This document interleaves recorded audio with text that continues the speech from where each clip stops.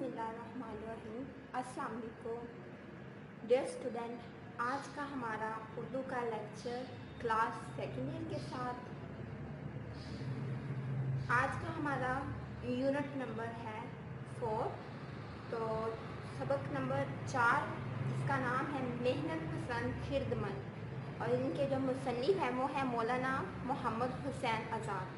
सबक का खुलासा शुरू करने से पहले मैं आपको मौलाना मोहम्मद हुसैन आज़ाद जो कि इस सबक के मुसन्निफ हैं उसकी जो बायोडाटा है, उनका जो हालात ज़िंदगी है, हम उनके बारे में पहले डिस्कस करेंगे। तो उनका मैं आपको तारुफ थोड़ा सा करवा देती हूँ। मौलाना मोहम्मद हुसैन आज़ाद जो हैं वो 1830 में मौलवी मोहम्मद बाकर के घर पैदा हुए। उनके जो वालिद थे वो सूफी मंश इंसान थे। इब्तदाई तालीम आपने घर में ही हासिल की, बाद में आप जो है दिल्ली कॉलेज में भी तालीम जो है आपने वहाँ से हासिल की। 1857 की जंग आज़ादी में आज़ाद के जो वालिद थे मौलवी मोहम्मद बाकर को उन पर इल्ज़ाम तराशी की गई गद्दारी की, और गद्दारी के निज़ाम में उनको गोली मार दी गई।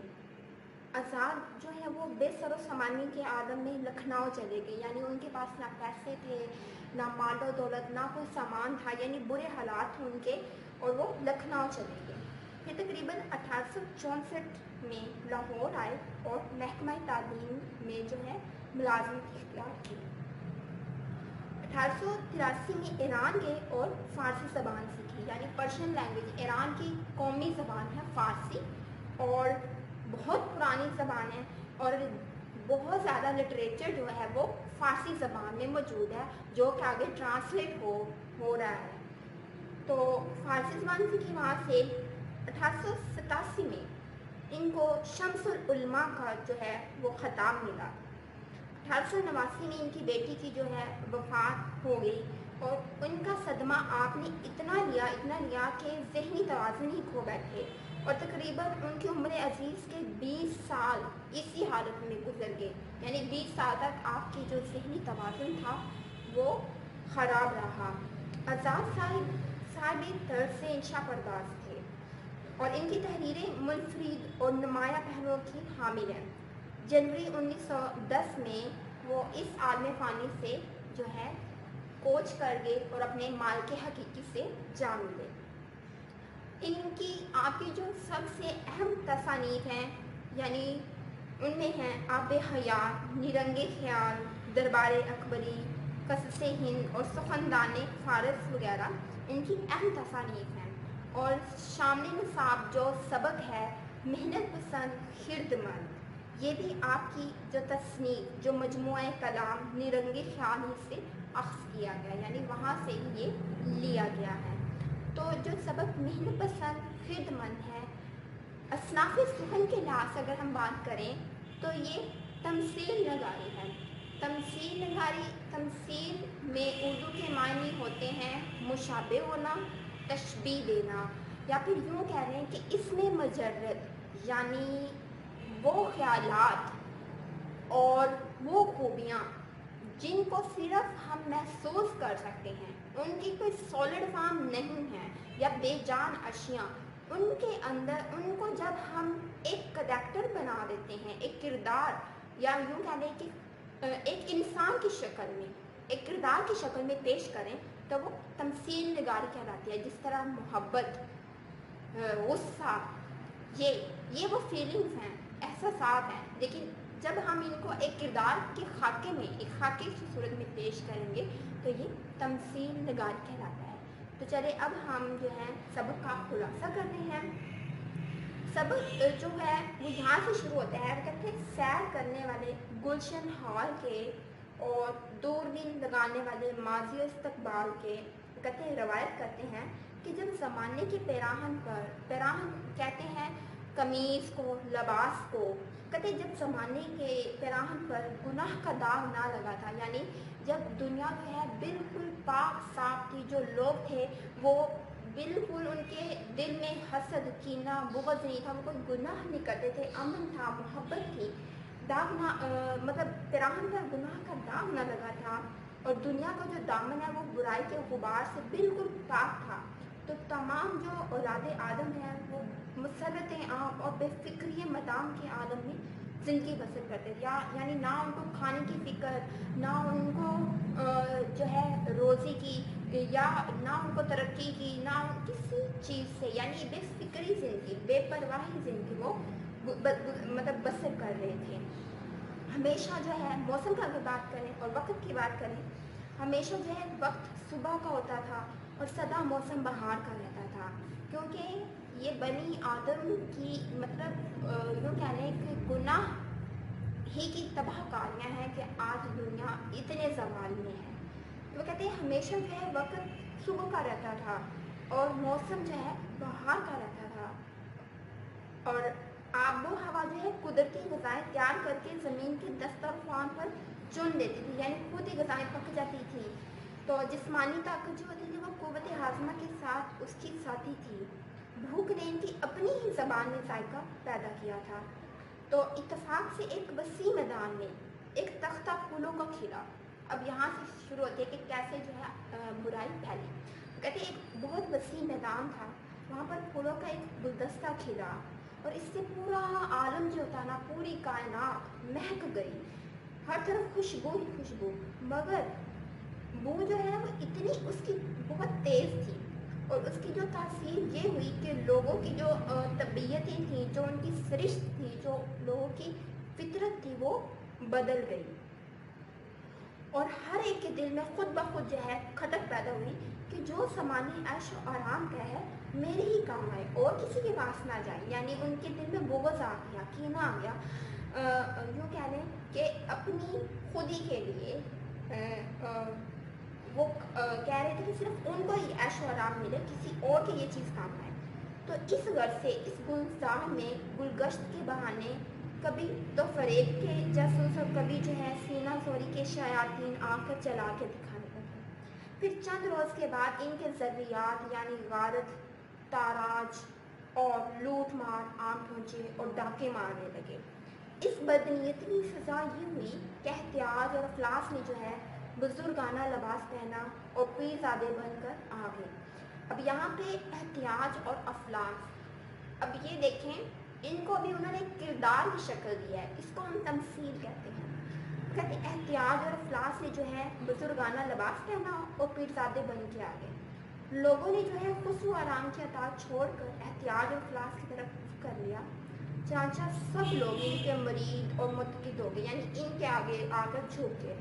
حالات میں کروٹ بدلی، سال میں 4 موسم ہو گئے اور ملک فراق کا جو رنگ وہ بدل گیا، زمین بالکل بنجر ہو گئی، میوے کم ہونے لگے، کبھی کبھی قحط کا ٹڈی دل آ پہنچتا تھا۔ قحط کی مصیبت جو ہے وزر کی تھی، اس لیے سب اپنے کی پر پچھتائے، یعنی پوری دنیا جہاں جو اتنا پیارا عالم تھا، جہاں پر ہمیشہ پھول کھلے رہتے، میوے خود بخود اگتے تھے بغیر محنت کے، بغیر کاشت کے، جب انسان کی نیت بدلی، احتیاط اور افلاس آیا، فوراً کائنات کا جو عالم تھا وہ بدل گیا، قحط ہو گیا۔ تو عالم کا رنگ بے رنگ دیکھ کر تدبیر اور مشورہ، یہ بھی کریکٹر ہے، 2 کردار ہیں، کہتے تدبیر اور مشورہ جو 2 تجربہ کار دنیا سے کنارہ کش ہو گئے، یعنی یہ سمجھدار لوگ تھے، یعنی ان کو سمجھداری حقیقت میں بھی یہ تدبیر و مشورہ معنی میں اچھے معنوں میں ہے کہ یہ دنیا سے انہوں نے کنارہ کش ہو گئے اور ایک سیب کے درخت میں جھولا ڈالے، جو ہے اللہ باغ میں جھولا کرتے تھے۔ جو کوئی بھی ان کے پاس جاتا اس کو جو ہے مناسب مشورہ دے دیتے، اور انہوں نے لوگوں سے کہا کہ خسرو آرام ایک فرشتہ صفت بادشاہ تھا، تم نے اس کا حق شکر ادا نہ کیا اور اس آفت کو اپنے ہاتھوں کر لیا۔ یعنی وہ کہتے تھے کہ تمہارے پاس ہر چیز آرام کی تھی، لیکن تمہاری نیت میں کھوٹ آیا اور تم نے جو ہے آج تم کو یہ نوبت پہنچ گئی، یعنی تم نے اللہ کا شکر ادا نہ کیا اور ناشکری کی وجہ سے تم پہ یہ آفت آ پہنچی، اور یہ آفت یعنی اپنے پاؤں پر تم نے خود کلہاڑی ماری۔ یہ افلاس بری بلا ہے، انسان کو بے کس اور بے بس کر دیتی ہے۔ دیکھو اس نے ملک فراق کو کیسے تباہ کر دیا، اب اس سے نکلنے کی کوئی صورت جو ہے سمجھ نہیں آتی۔ ہم نے سنا ہے کہ احتیاط و افلاس کا ایک بیٹا بھی ہے، یعنی انہوں نے تدبیر و مشورے میں بتایا کہ احتیاط و افلاس کا ایک بیٹا بھی ہے اور اس کا نام ہے محنت پسند خردمند، और इसका रंग ढंग कुछ और ही है, क्योंकि उसने उम्मीद का दूध पिया है, हुनरमंदी ने उसको पाला है और कमाल का फर्जंद है। लेकिन अव्वल तो सल्तनत का मुकदमा जो है दरमियान में है, दूसरे माओ के दूध का जोर इसकी बाजों में है। तदबीर और मशवरे का सब ने शुक्रिया अदा किया, यानी तदबीर और मशवरे ने उनको ये बताया, ये नसीहत की कि एहतियात अफलास ही का बेटा एक मेहनत पसंद हिर्दमंद है। यानी अल्लाह ताला ये दिखाता है कि बुरे लोगों में से अच्छे लोगों को पैदा करता है और अच्छे में से बुरों को पैदा करता है। जिस तरह दिन से रात को निकालता है और रात से रात पर दिन को गालिब करता है। तो इस तरह कहते हैं तदबीर और मशवरे का सब ने शुक्रिया अदा किया। सब जो है अब मेहनत पसंद के और ये जो है पास के दामनी को में देखा कि जवान था, कवि हैकल का तो बहुत मजबूत ताकतवर खड़ा हुआ है और उसका चेहरा हवा से झिराया हुआ था, पसलियाँ उभरी हुई थी। सब ने उसको झुककर सलाम किया और सारी मुसीबत की जो कहानी उसको सुना दी। वो इन्हें देखकर हंसने लगा, फिर इन्हें जंगलों में ले गया, कानों का खोदना, उतार चढ़ाव, तालाबों से पानी सींचना, दरियाओं का रुख फेरना सब सिखाया। सब दफ्तन कमरे बांध आंखें बंद करके दीमक की तरह जमीन को लिपट गए और आलमी सूरत चंद रोज में रंग निकाल लाया, मगर नए ढंग से। यानी सारी जमीन शहर, कस्बों और गांव से भर गई, खेत अनाज से और बाग जो है मेवों से माला माल हो गए। शहरों में बाजार लग गए, इमारतें इतनी बुलंद कि फलक बोस हवाओं से आसमान से बातें करने लगी और मेहनत पसंद खिदमत ने जा बजा मुल्क और शहर कान करके अपनी सल्तनत जमाई। यानी ये सबक हमें खिद कहते हैं अक्लमंद को, मेहनत पसंद ही अक्लमंद होता है।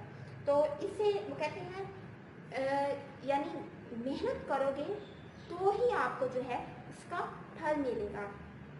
जिस तरह टेनिसन का कौल है कि खुश मिजाज शख्स वो है जो दूसरों को खुश मिजाजी अता करे। यानी अगर कोई आपके पास आए तो आप जो है उसको अच्छा मशवरा दें और उसके दुख को भी सुख में बदल दें, उसके गम को खुशी में बदल दें। और ये जो कीना हो गया, फसाद हो गया, इसको ख़त्म कर दे, तभी दुनिया पर बराबरी को कायम करें, मसावात को बढ़ाएं। मेहनत पसंद खिदमत का सबक से हमें यही जो लेसन गेन होता है, यही हमें इखलाकी सबक मिलता है कि नीयत इंसान की अगर अच्छी हो और इंसान मेहनत करने वाला हो तो वो पूरी दुनिया पर जो है राज कर सकता है। अल्लाह ताला हर चीज़ उसके आगे मुसख्खर कर देगा। और दूसरी जो अहम बात इस सबक से हमें मिलती है वो ये है कि हर हाल में अल्लाह का शुक्र अदा करना चाहिए। एक छोटी सी हकायत है, एक दफ़ा हज़रत मूसा अलैहिस्सलाम कहीं जा रहे थे तो इनको रास्ते में एक आदमी मिला, बहुत अमीर था। उसने कहा, ए मूसा अल्लाह से कहना कि मुझे देना छोड़ दे। यानी अल्लाह ने इतने ज़्यादा नेमतें मुझे अता किया, मुझे किसी चीज़ की कमी नहीं है, बस अब मुझे ना दे। तो हज़रत मूसा ने कहा ठीक है, मैं कह दूँगा, ये पैगाम दे दूँगा। आगे गुजरे तो एक आदमी था, उसने रेत में लेटा हुआ था, उसके पास कपड़े भी नहीं थे पहनने के लिए और उसने रेत से अपना बदन जो था वो ढांप रखा था।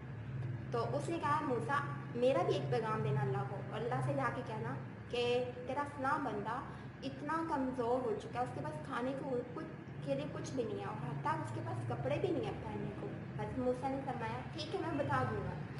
आगे गया, उन्होंने दोनों आदमियों का पैगाम अल्लाह ताला को दिया। अल्लाह ताला ने फरमाया, ए मूसा पहले वाले आदमी के पास जाना, उसे कहना, ए मेरे बंदे तेरा खुदा कह रहा था कि तू मेरा शुक्र अदा करना बंद कर दे, मैं तुझे देना छोड़ दूँगा। और दूसरे वाले के पास जाना, उनसे कहना कि मेरा शुक्र अदा करना शुरू कर दे, मैं तुझे देना शुरू कर दूँगा। हज़रत मूसा अलैहिस्सलाम पहले वाले के पास गए, कहा कि अल्लाह ताला फरमा रहे हैं कि आप उनका शुक्र अदा करना छोड़ दें, अल्लाह ताला आपको अदा करना बंद कर देगा। तो उसने कहा मैं कैसे ना अपने मालिक का शुक्र अदा करूँ, उसने मुझे नेमतें इतनी दी हैं। तो हज़रत मूसा ने फरमाया जब तक तुम शुक्र अदा करते रहोगे अल्लाह ताला तुम्हें देता ही रहेगा। फिर आप दूसरे के पास गए जो रेत में लेटा हुआ, उसे कहा कि अल्लाह ताला फरमा रहे हैं कि तुम हर हाल में अल्लाह का शुक्र अदा करो, अल्लाह तुम्हें देना शुरू कर देगा। उसने कहा कि मैं किस चीज़ का शुक्र अदा करूँ, अल्लाह ने मुझे दिया ही क्या है। अभी उसके ज़बान में ये कलमात थे कि तेज़ हवा चली और उस रेत को भी उड़ा के ले गई जिससे उसने अपने बदन को ढांपा हुआ था।